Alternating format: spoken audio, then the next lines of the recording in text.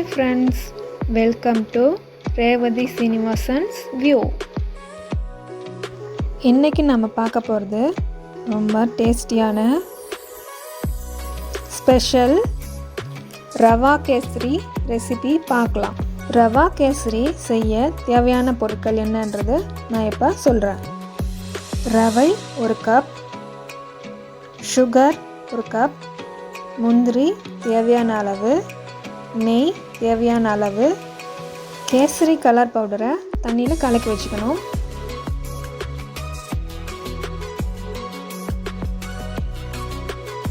இது 100 கிராம் பவுல். இதில் 1 cup sugar எடுத்தால் 1 கப் ரவை எடுத்துக்கணும். 1 கப் ரவைக்கு 2.5 கப் தண்ணி வைக்கணும். உங்களுக்கு விருப்பப்பட்டால் பாலும் சேர்த்துக்கலாம். கடாய் காஞ்சதும் நெய் கொஞ்சம் போட்டுக்கலாம். நெய் உருகினதும் முந்திரி பருப்பு போட்டு நல்லா வறுத்து எடுத்துக்கலாம்.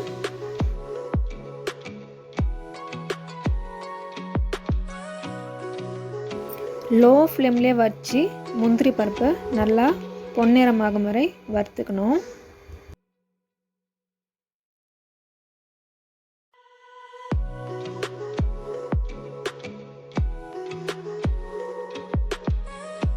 முந்திரி பருப்பு வறுத்தெடுத்த கடாயிலேயே நம்ம 1 கப் ரவையும் போட்டு நல்லா வறுத்துக்கலாம்.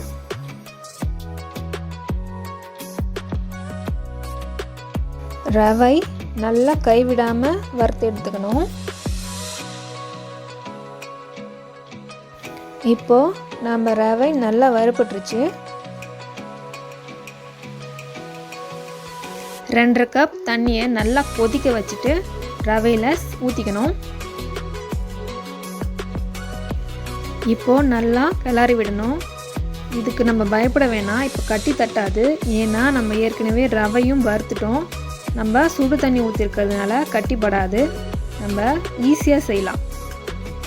ரவை நல்லா கொஞ்சம் கொஞ்சமாக வேக ஆரம்பிச்சிருச்சு. வேக ஆரம்பித்ததும் கொஞ்சம் கொஞ்சமாக தண்ணி உள்ளிழுத்து திக்காக ஆரம்பிக்கும். லோ ஃப்ளேம்லேயே வச்சுட்டு நல்லா கிளறணும். கைவிடாமல் நல்லா கிளறிட்டே இருக்கணும். அப்போ தான் ரவை ஈவனாக வேகும்.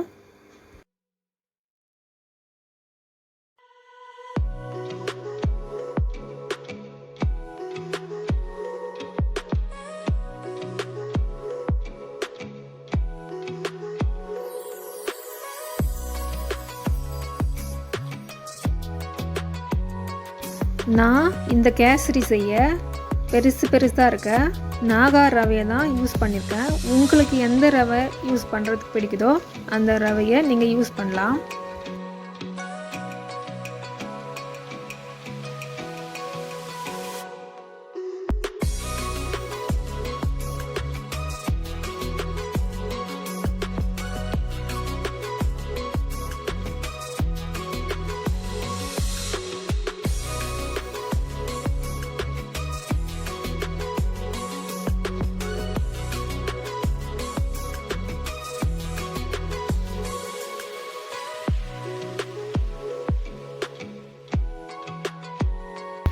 ரவை நல்லா வெந்துடுச்சு. இந்த ஸ்டேஜில் நம்ம 1 கப் சர்க்கரை எடுத்து போட்டுக்கலாம்.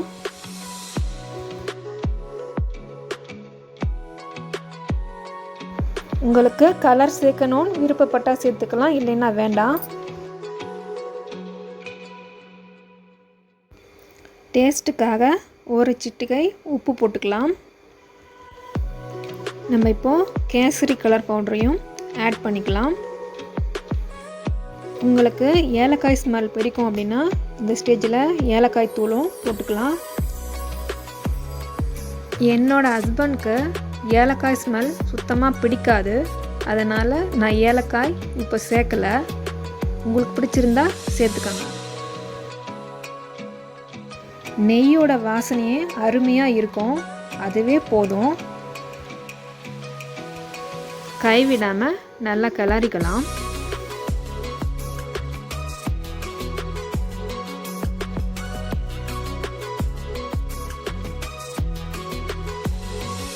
கேசரி சூப்பராக ரெடி ஆயிடுச்சு.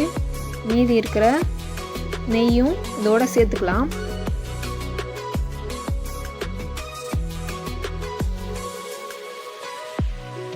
இந்த ஸ்டேஜில் உங்களுக்கு விருப்பமான ஃப்ரூட்ஸும் இதெல்லாம் கட் பண்ணி சேர்த்துக்கலாம்.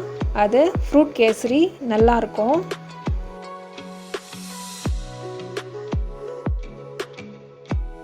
சாஃப்டான டேஸ்டியான சூப்பரான ரவா கேசரி சூப்பராக ரெடி ஆயிடுச்சு. நம்ம கேசரிக்கு சேர்த்த நெய்லாம் நல்லா கசிஞ்சு வர ஆரம்பிச்சிடுச்சு. நம்மளோட ரவா கேசரி ரெடி. உங்களுக்கு இந்த கேசரி பிடிச்சிருந்தா எனக்கு கமெண்ட் பண்ணுங்கள். நார்மலாக நம்ம எல்லாருமே வீட்டில் செய்கிற கேசரி தான். ஒரு சிம்பிள் சேஞ்சஸ் தான், ஆனால் டேஸ்ட் வந்து எக்கச்சக்கமாக இருக்கும். உங்கள் வீட்டில் செஞ்சு பாருங்கள். நீங்கள் உங்கள் வீட்டில் செஞ்சு பார்த்துட்டு எப்படி வந்ததுன்னு எனக்கு கமெண்ட் பண்ணுங்கள்.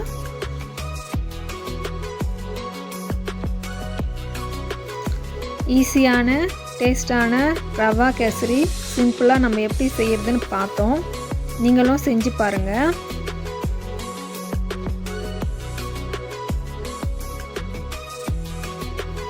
உங்களுக்கு இந்த வீடியோ பிடிச்சிருந்தா லைக் பண்ணுங்கள், கமெண்ட் பண்ணுங்கள், ஷேர் பண்ணுங்கள், சப்ஸ்கிரைப் பண்ணுங்கள். மறக்காமல் பெல் ஐக்கான் கிளிக் பண்ணுங்கள். அப்போ தான் நான் போடுற வீடியோஸ்லாம் உடனுக்குடனே உங்கள் நோட்டிஃபிகேஷனில் வரும்.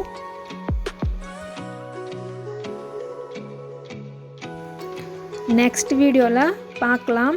பாய்.